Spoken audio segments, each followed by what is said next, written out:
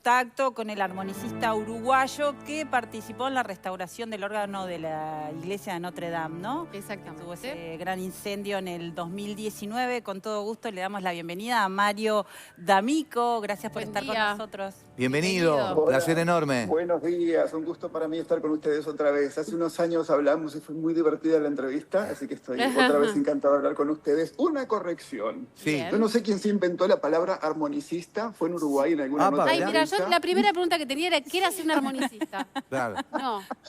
Pues no, es organero. Organero es un arquitecto que diseña los muebles como esta maravilla que tenemos detrás. Un organero es quien hace los planos técnicos. Un organero es quien suelda el metal para hacer los tubos, quien trabaja el cuero, quien armoniza, que es el armonizador. Ajá. Claro. ¿Y cómo, bueno, ¿y cómo llegas a hacer esto? Claro. Porque soy tonto, porque me debería haber dedicado a la arquitectura y hubiera tenido una vida mucho más simple que no esta que me toca, de estar viajando todo el rato. Claro, pero... Cuando era chico fui a un concierto de órgano y sonó música de Bach, en un órgano que estaba totalmente desafinado, pero fue tan fabuloso que aquello me dejó trastornado para el resto de mis días. Y bueno, decidí formarme en el arte de construir órganos. Claro. Así que me vine a Europa con 18 años la primera vez, para aprender y volver a Uruguay a trabajar por mi país, pero bueno, al final era un poco una utopía esto de poder vivir de eso en Uruguay, entonces me fui quedando en Europa y he tenido la suerte de estar trabajando en talleres súper importantes donde me han tocado las obras que me han tocado, ¿no? Claro. Bueno, justamente por esta decisión que vos decías que tomaste, es que, bueno, te convocaron justamente para...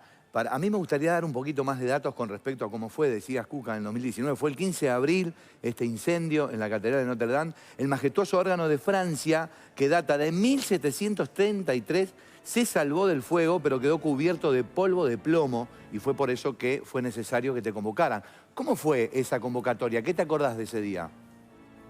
Bueno, me acuerdo del día del incendio, que fue como cuando pasaron las Torres Gemelas, ¿no? Incredulidad total. Y luego, como yo dirigía la empresa que restauró el órgano por última vez en 2015, fue que nos requisicionaron, porque se manejó de manera militar para poder hacerlo en el timing que habían previsto, que eran los 5 años. Entonces nos requisicionaron para hacer el desmontaje del instrumento. Y luego sí que salió a concurso público y ganamos el concurso para la restauración. Yo estuve trabajando en esta obra todo el periodo del desmontaje, la restauración completa del órgano en taller, dirigí la obra y ya luego me surgió la oportunidad de mudarme a Suiza a trabajar en una empresa centenaria. Y claro, es una decisión no muy simple, ¿no? Cuando uno está con una obra tan magna, hacer un cambio así, pero bueno.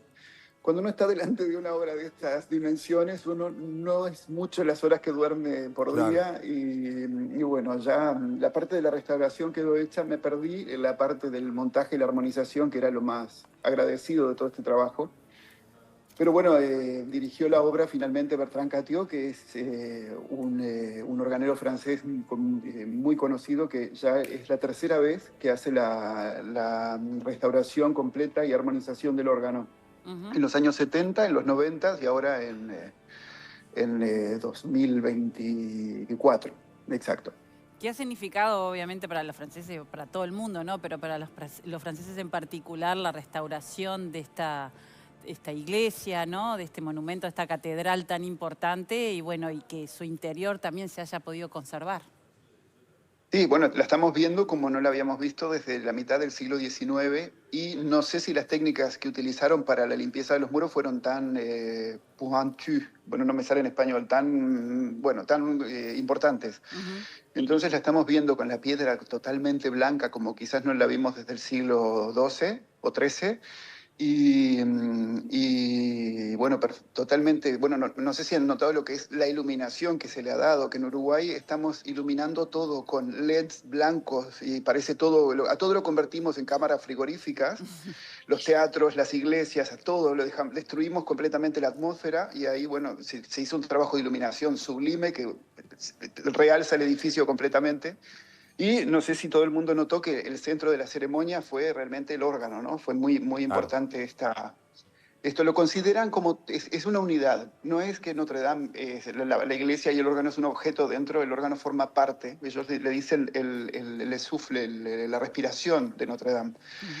Y bueno, fue polémica la manera en que lo inauguraron, con música improvisaciones muy contemporáneas, pero bueno, esa es la música que se escucha en las misas de cada domingo en Notre Dame. Sí, improvisan y entonces es un estilo propio de esa tribuna. Y yo he tenido la suerte de estar ahí, de vivirlo en directo, y bueno, yo que no soy el más creyente de los creyentes, en aquel momento creí, porque lo que pasaba en ese momento era algo mágico, era algo que le atravesaba a Olivier Latry, que es el titular, bueno, uno de los titulares, y sabiendo que hay miles de horas de estudio, sabiendo que hay miles de horas de trabajo para crear ese órgano, lo que pasaba a nivel musical en aquella atmósfera era algo que, bueno, era imposible no creer. Mario, contanos un poco de cómo fue el trabajo que hiciste, cuánto tiempo te llevó. Y fueron miles y miles de horas de trabajo, ¿no? Porque es un instrumento gigantesco, son 8.000 tubos. Para que se hagan una idea, el órgano más grande que tenemos. Y éramos 40, éramos 3 equipos y unas 40 personas. Imagínense que el órgano más grande que tenemos en Uruguay, que acaba de llegar desde Suiza para la Catedral de Salto, tiene 2.500 tubos y es un monstruo. 8.000 es realmente un monstruo. Era como, bueno, el desmontaje fue como transportar el Museo del Louvre, porque cada una de sus piezas es una obra de arte, cada uno de sus tubos que genera un sonido, y bueno, el trabajo de armonización. A ver, son las técnicas que utilizamos en lo mismo que sea un órgano de un pueblo, que si es el órgano de Notre Dame lo tratamos con el mismo respeto. Sí, obviamente.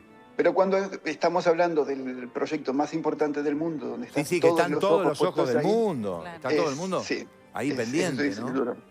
Sí, y bueno, cuesta a veces creerlo que uno está en eso, pero bueno. Mario, ¿hubo alguna etapa así que digas, compleja, fue difícil, algún momento? El desmontaje. El desmontaje fue horrible porque había que trabajar con medidas de seguridad muy sofisticadas y había inspecciones de mucho celo, entonces era muy complicado. A veces escapaba de lo realizable, ¿no? Por cumplir las normas de seguridad y bueno, había que tener mucha muñeca para convencer a los inspectores de que lo estábamos haciendo lo mejor posible. Y un día la inspectora, Madame Rambaud, me dijo, ay, ¿dónde está vuestro taller? Y digo, en Carpentras. Dice, ¿en Carpentras? Vendré a visitarlos. Y yo no pude evitarle, digo, no. Pero se empezó a reír y dice, no, quédese tranquilo que en Provence no tengo competencias. Vendré a visitarlos porque me apasiona vuestro trabajo. Pero Mario, bueno, después que lo montaste, ¿no? Después que quedó todo el montaje, ¿se probó con qué? Imagino con la comparsita, por ejemplo, ¿son la comparsita? Bueno, yo como les contaba, no estoy ahí, estoy en Suiza trabajando y el montaje no lo hice, no estuve allá. Pero bueno, a medida que se va construyendo, a medida que se va instalando, se va comprobando cada uno de esos 115 sonidos, cada vez que uno los instala, los armoniza, los afina, luego se prueba ¿En qué nota está afinado? Está afinado, es que los órganos no es como un piano que los podemos afinar siempre a una nota fija, a un diapasón fijo. Depende de la temperatura del aire. Entonces, en verano puede estar a 450 y en invierno puede estar a 430. Después, cuando la gente dice que si el órgano que los instrumentos tienen que estar afinados a 437 porque la resonancia no sé qué, eso es un bolazo como una catedral de grande. Porque históricamente no había un diapasón estándar, en cada ciudad había uno distinto y en verano o en invierno, por la dilatación y contracción del aire, pues eso va a cambiar enormemente. Claro. Sí. Mario, estás en Suiza, dijiste, ¿qué estás haciendo ahora? ¿Trabajando o de descanso? No, descansando, eso no existe en nuestro trabajo. Porque estuve en Uruguay hace poquito para descansar y nada, me dediqué con las hermanas de Armas, que son las dos grandes damas del mundo del clavecín en Uruguay, a inaugurar 2 chémbalos que enviamos a Paysandú y a Salto, que son instrumentos que nunca hemos tenido en el norte del país. Así que me pasé las vacaciones entre órganos y clavecines y 1000 cosas. Y ahora estoy afinando este instrumento aquí atrás, que es un instrumento del siglo XX en estética, siglo XVIII, en el borde del lago de Zúrich. Y ya escapando a casa para el fin de semana al borde del lago Le Mans. Sí. Y bueno, y estoy con mi Te cabeza muy envidiamos, de ocupada. paso te digo, mirá, te envidiamos, ¿eh? No, créanme que no. ¿No? Créanme que no. No, mi cabeza muy ocupada con el tema de los órganos en Uruguay. Estamos con el órgano de Salto, que fue una donación que hizo Suiza, y está faltando dinero para poder montarlo. Entonces invito a todos los salteños que participen en esto. Van a tener una obra de arte musical, un monumento musical, el más grande del país, instalado en la catedral. ¿Y es falta mucho muy dinero poco que se dinero. necesita? No, que faltan como unos 10.000. Imagínense que el valor de ese instrumento, si se quisiera construir hoy día, sería $1,500,000. Ah. Y Suiza lo regaló.